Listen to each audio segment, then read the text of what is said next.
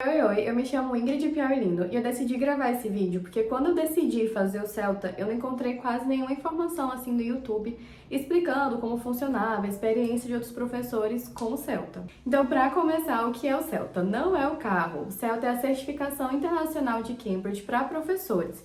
Então, com o Celta, eu posso ser professora de inglês em qualquer lugar do mundo. E ela tem uma titulação maior do que outras certificações parecidas, porque ela é de Cambridge, que tem um renome. E no Instagram, quais dúvidas vocês tinham para eu responder? Inclusive, se você não me segue lá no Instagram, pode seguir aqui. Tem várias dicas para você que é professor de inglês. A primeira pergunta aqui é quanto custa, né? Em média, quanto custa o Celta?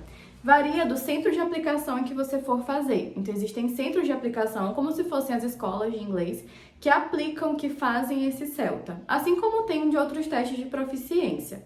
No caso do meu centro de aplicação, eu escolhi a Target.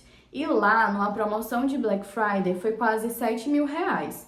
E essa é a média do valor mesmo, de 7 até 10 mil reais. Próxima pergunta é, por que você escolheu esse centro de aplicação? No caso, foi a Target. Gente, eu escolhi por alguns motivos. Primeiro deles, tem a questão financeira, eles estavam com uma boa promoção de Black Friday. A cultura inglesa, na época, estava um pouquinho mais de 9 mil.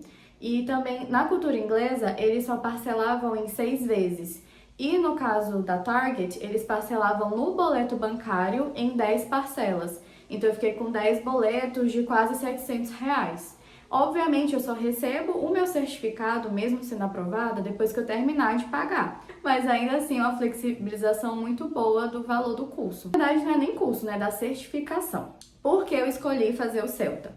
Ao contrário de outras certificações, que eu teria certificação de nível, né? Então, eu sou C1, C2, mas eu queria ter uma certificação que juntasse isso, que automaticamente me dissesse, você tem um nível C1, e tivesse a ver com a minha área de trabalho, já que eu sou professora de inglês. Então, no Celta, para poder fazer o Celta, você precisa ser maior de idade, por exemplo, e também ter um nível C1. E aí, como é que eles vão saber que você tem esse nível C1? Primeiro, você pode já ter feito uma outra certificação, e aí você tem um comprovante disso, ou eles fazem uma entrevista com você antes de você realmente começar a assinar o contrato para certificar que você tem um nível C1, pelo menos. Então, ao ter o Celta atualmente, eu tenho automaticamente a certificação de que eu tenho um nível avançado de inglês, assim de como eu posso ser professora ao redor do mundo.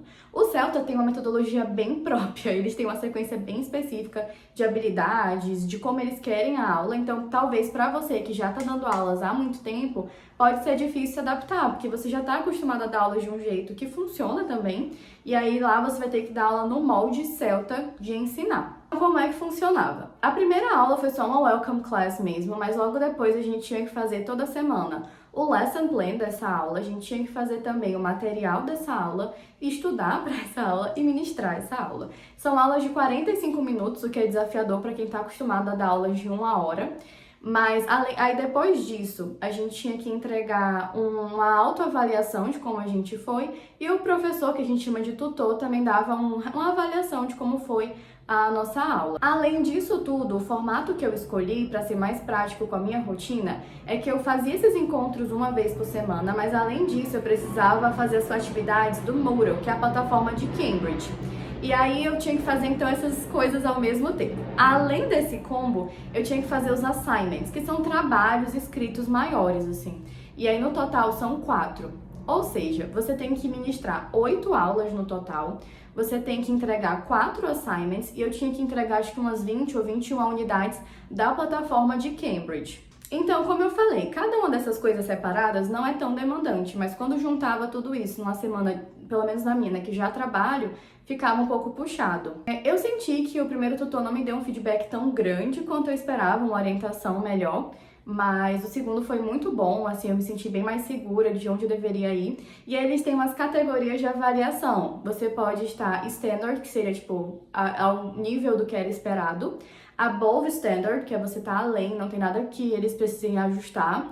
Ou também abaixo disso. Tem algumas pessoas que não conseguem estar ali no standard, e aí tem que refazer a aula. Eles têm um protocolo para lidar com isso. No meu caso, todas as minhas aulas foram to standard, que era para o esperado. Eu não consegui o meu above standard que eu tanto queria, porque tinha que ser realmente nos moldes do que eles queriam, e para mim foi muito complicado me adequar especificamente a esse método. E para quem que a gente dá aula? A Target ou os outros centros de aplicação, eles oferecem essas aulas gratuitas para os alunos e a gente ministra essas aulas para eles como se fosse um estágio de faculdade.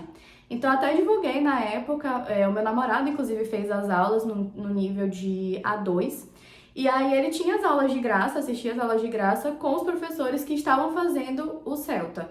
Uma coisa que eu achei muito legal é que a gente trocou de tutores, então essa dinâmica foi interessante, e a gente também trocou de níveis. Eu comecei dando aula para a turma de B1 e depois, na verdade, de B2. E depois eu troquei para uma turma de A2. Então foi uma troca interessante de níveis, de nível de linguagem. Inclusive, pessoalmente, o Celta é muito mais desafiador para quando você está dando aula para turmas de nível básico.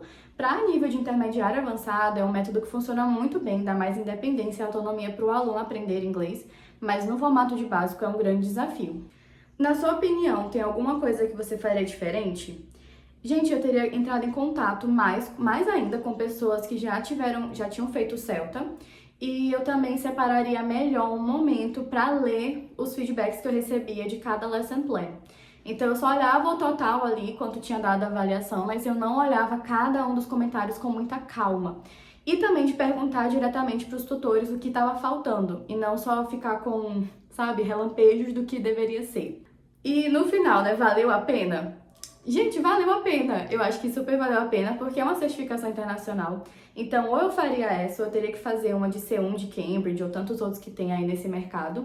Então, acho que vale super a pena. É um custo que pra mim fez sentido, porque aqui em São Luís eu não teria como fazer uma certificação internacional presencialmente, então eu teria que viajar, teria que fazer preparatório. O custo acabaria saindo a mesma coisa. Então, pra mim fez sentido com as minhas reflexões e entrar em contato com outras formas de ensinar inglês. Conseguir em algumas questões pedagógicas tanto amadurecer em alguns pontos, quanto criticar também e ver qual seria um outro caminho possível. Até o Vitor, que também é o professor da Kinglish, ele já tinha feito Celta na cultura inglesa, então é legal ter essas trocas com quem fez pra gente ver o que funciona, o que não funciona. E tem inclusive o perfil de uma professora, eu vou deixar aqui nos comentários. Ela é tutora mesmo de Celta, e eu acho que ela tem críticas muito boas a muitas áreas da rotina de ser professor. Mas se você está interessado em fazer o Celta e tem alguma coisa aqui no vídeo que eu não respondi, não falei sobre, pode deixar aqui nos comentários que eu vou ficar super feliz de te responder e te ajudar aí nessa decisão.